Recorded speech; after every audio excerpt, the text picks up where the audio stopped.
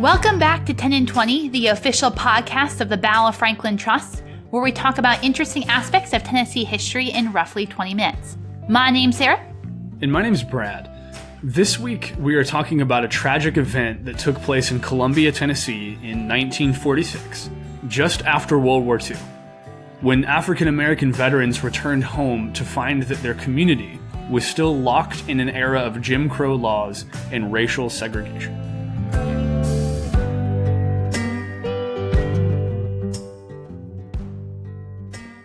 Before I get into this episode, we would like to say a disclaimer in front of this.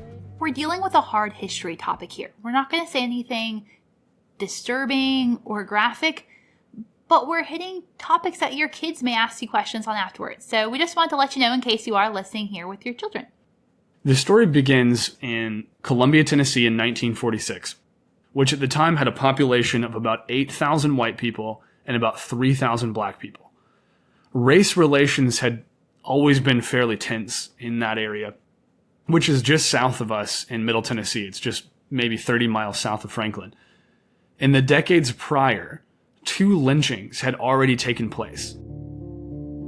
The most notable lynching was in 1933. It was of a 14-year-old African-American boy named Corey Cheek, who was falsely accused of raping a white girl. Now, a grand jury in Columbia did not indict Corey Cheek due to lack of evidence. However, afterwards, a mob formed in Columbia, traveled all the way to Nashville, where Cheek was staying with a family near Fisk University, and took him back to Murray County. That white mob then brutalized and hanged Corey Cheek, while a mob of onlookers cheered. And that wasn't the first lynching in Columbia. In 1927, a black man was hanged on the courthouse steps for allegedly attacking a white woman. We felt like it was important to tell those 2 stories because they provide a lot of context for the events we're going to be discussing.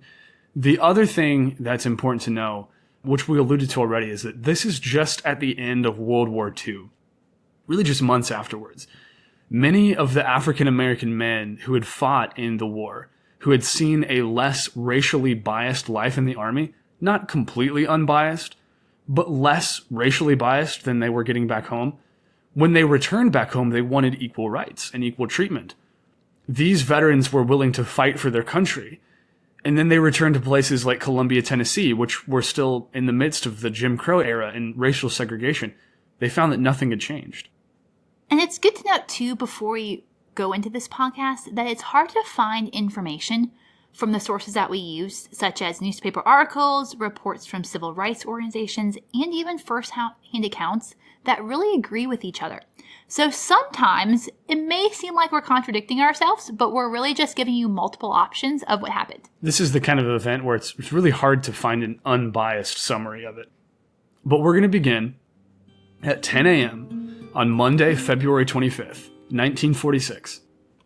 Mrs. Gladys Stevenson, an African-American woman, walked into the Kastner Knott electrical appliance store on the square in Columbia, Tennessee, to inquire about a radio repair. Her son, 19-year-old James, was a World War II naval veteran who served in both the Atlantic and the Pacific, joined her. Now, Mrs. Stevenson was disappointed by the poor work of the radio repairman, and she told the white repairman, William Fleming, that she was overcharged. Although one source does say that the store had accidentally sold her radio to another customer. Either way, Mrs. Stevenson demanded compensation for the apparent lack of care that was given to her radio.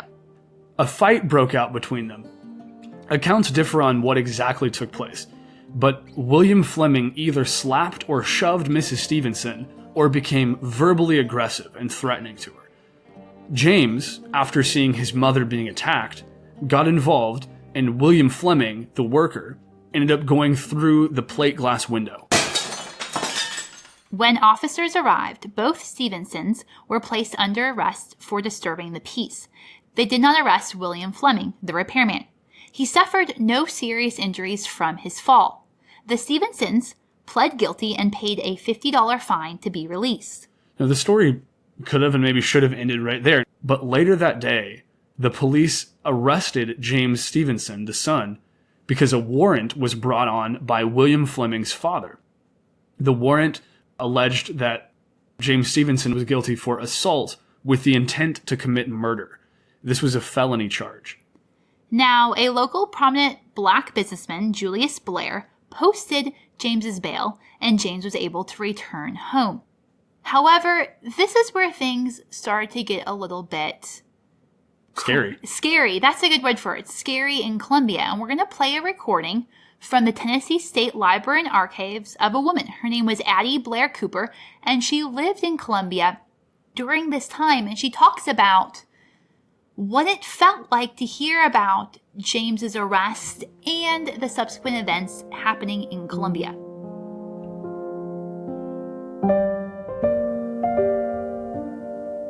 I remember I was at work, and I was working at Anderson Brothers then. Yeah, and my husband, he came and got me and said, Ed, I said, you get home, and I'm quite a runaround. I do church work. He said, and when you get that thing, said, it's going to be a lot of Karen on here tonight. Said, did you know about what happened up on Spring? I said, yes. Someone came in from lunchtime at the store, and they told me what happened. And he said, well, this is going to be quite a mess, I'm saying. So you be sure and stay home. News of the disturbance spread quickly through Columbia, and a white mob began threatening to lynch the Stevensons. Some well-known black business owners secured the release of the Stevensons and asked law enforcement to keep the white mob out of the black community. That community was known as Mink Slide. It was later testified that the sheriff assured the men that measures would be taken to control the mob. By nightfall, though, both communities had split into what was called armed camps. A white crowd had gathered near the courthouse, and about a block south, black citizens, including some military veterans, gathered. African Americans in Mink Slide began blackening their windows to prevent them from becoming easy targets. One newspaper reported the day after that some African Americans were afraid of a lynching mob. Cal Lockridge, a local resident at the time, said that, quote, "We heard a white man walked into a store and brought some rope. When the clerk asked him what he wanted it for, he said, 'We're going to hang some Negroes tonight.'"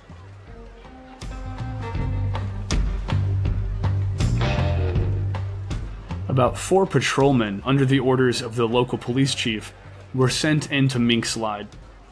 Someone shouted for officers to stop, and when they failed to do so, shots were fired. The Southern Conference for Human Welfare wrote in their report that there was no way that the carload of men were police officers. One source does indicate, although this source is not written until 1980, that they entered because they heard the African Americans shooting out streetlights to darken the streets. And this is again where there are a lot of conflicting views exactly why the group of men went into the African American community. But either way, gunfire was exchanged between the two groups. Some say that the 2 policemen were injured. Others say that there were 4. One says 7 people were injured, not clarifying their race. And yet another said that 2 white men and 1 African American were injured.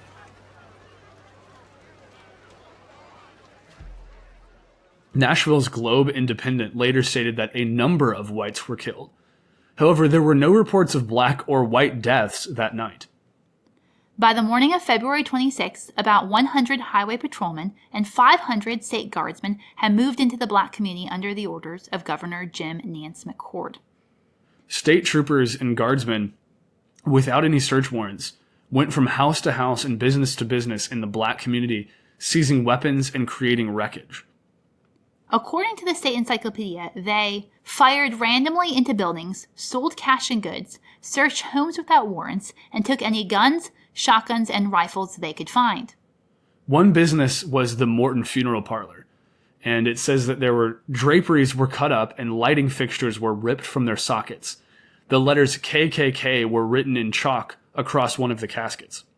And that picture of the Morton Funeral Home, one of the caskets, we'll be posting with our information on this podcast. Yeah, it's really it's a really moving picture when you actually see the evidence of what happened there that night. Mm-hmm.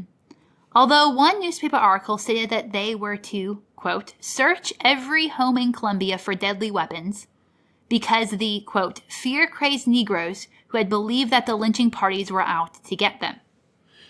Governor Jim McCord arrived in Columbia on February 26th.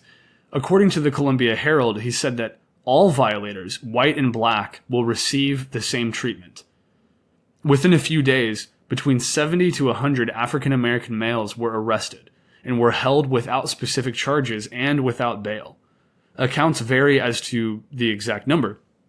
Many were prominent businessmen, including Julius Blair and James K. Morton, owner of the funeral parlor. Now, it's important to note there, roughly 70 to 100 African American males were arrested, but as far as we can tell, no white people were arrested. And these events now started to make newspapers across the country. The NAACP, the National Association for the Advancement of Colored People, sent in several lawyers to help out the men. They included Thurgood Marshall and the civil rights activist Walter Francis White. They were assisted by two Tennessee attorneys, Z. Alexander Luby of Nashville and Maurice Weaver of Chattanooga. When they arrived, it was said that Maurice Weaver asked to interview the prisoners and to be present when they were questioned. Both rights were denied by J.J. Underwood, the sheriff of Murray County, and Lynn Bomar, chief of the Highway Patrol. Now, Thurgood Marshall was very notable because he would go on to argue several civil rights cases before the Supreme Court, including Brown versus the Board of Education, and he himself eventually served on the United States Supreme Court.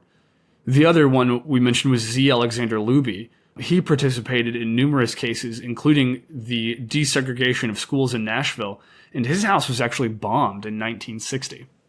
And on February 26th, the mayor of Columbia published this in the Columbia Herald.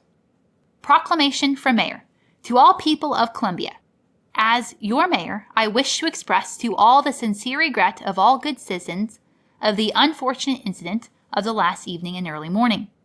In the interest of good government and citizenship, I petition all good citizens of all races to refrain from congregating and be cool and sane and return to normal relations with each other.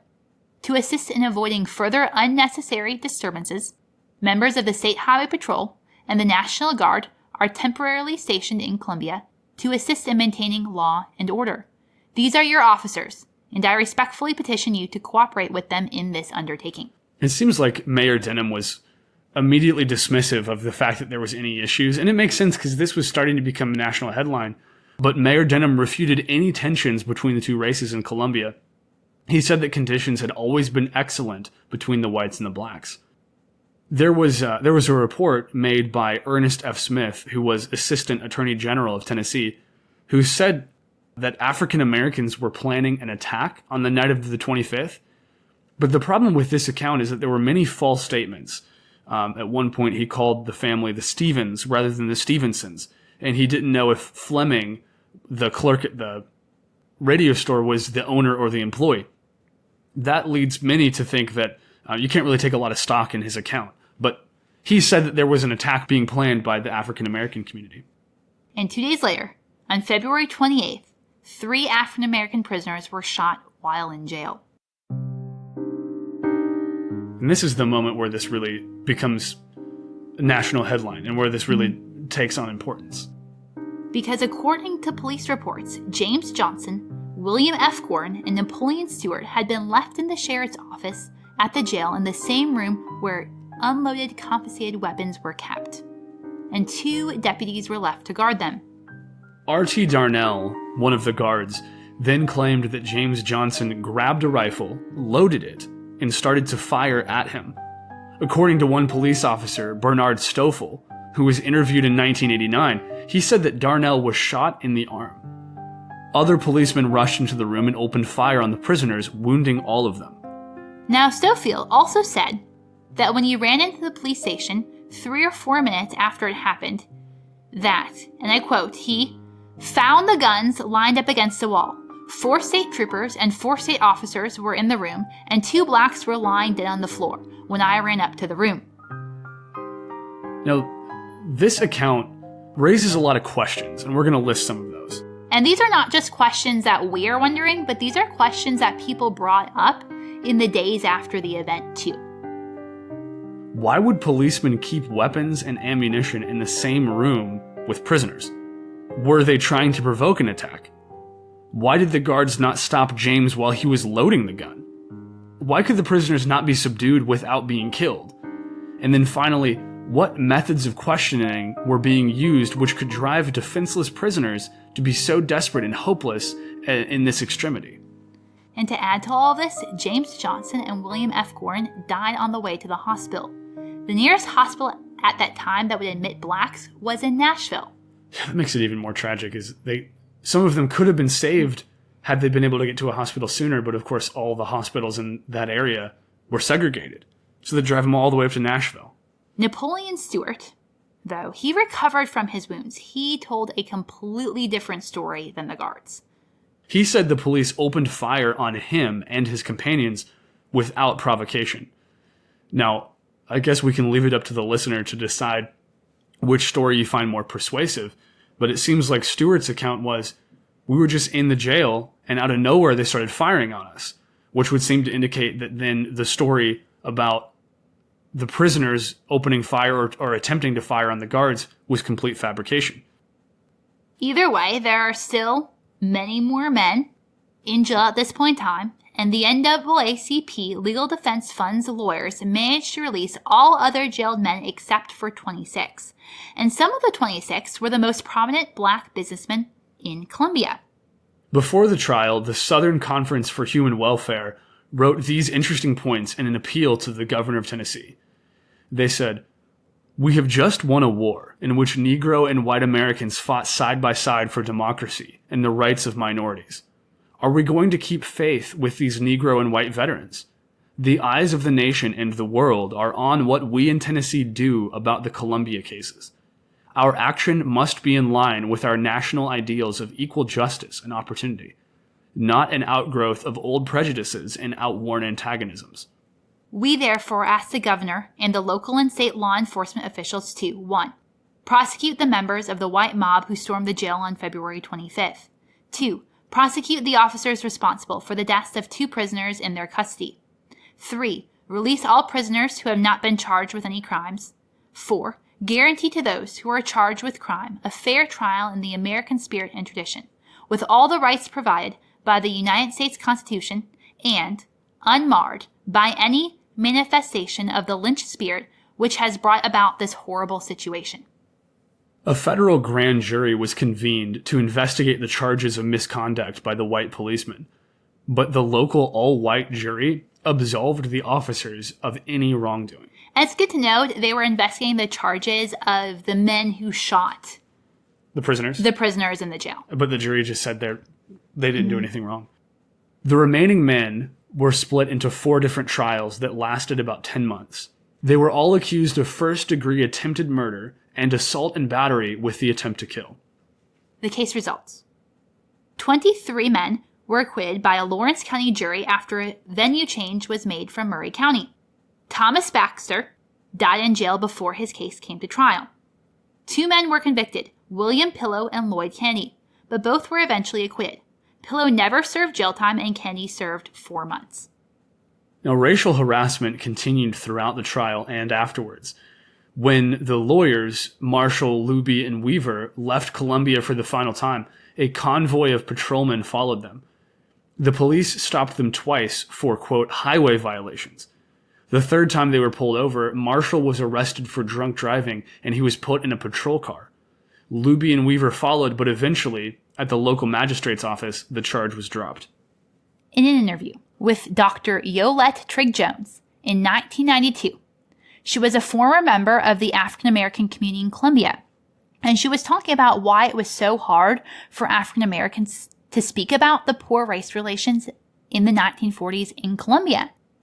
And basically she stated that it was a very middle-class community with very strong middle-class values. She said, they had arrived. They had made it to the middle class. And the race riot was a reminder that very much had changed and that also very little had changed. One historian so that the national news attention that the Columbia events received brought the Southern racial conditions and racial violence into the national spotlight. However, there were still many years before the events that made significant progress in civil rights came about. In 1948, the armed forces were desegregated. In 1954, Brown versus Board of Education desegregated schools in America. And in 1955, Rosa Parks refused to give up her seat on the bus in Montgomery, Alabama. Martin Luther King Jr. and other leaders began to coordinate nonviolent protests. These protests and other movements grew into the civil rights movement of the 1950s and 60s. Many people believe the events in Columbia are what spurred this movement.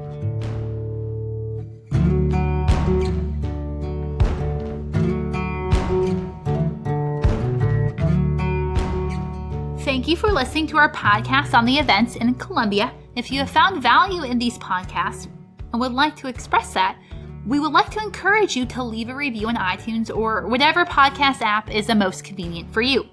If you head to our online store at store.boft.org, you can pick up one of our few remaining 10 and 20 t-shirts.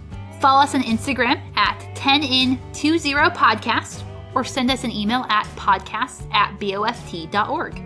As always, stop by for a tour at Carter House or Carnton. You might even get one of the two of us as your tour guide. You never know. Thank you so much for listening. See you in 2 weeks.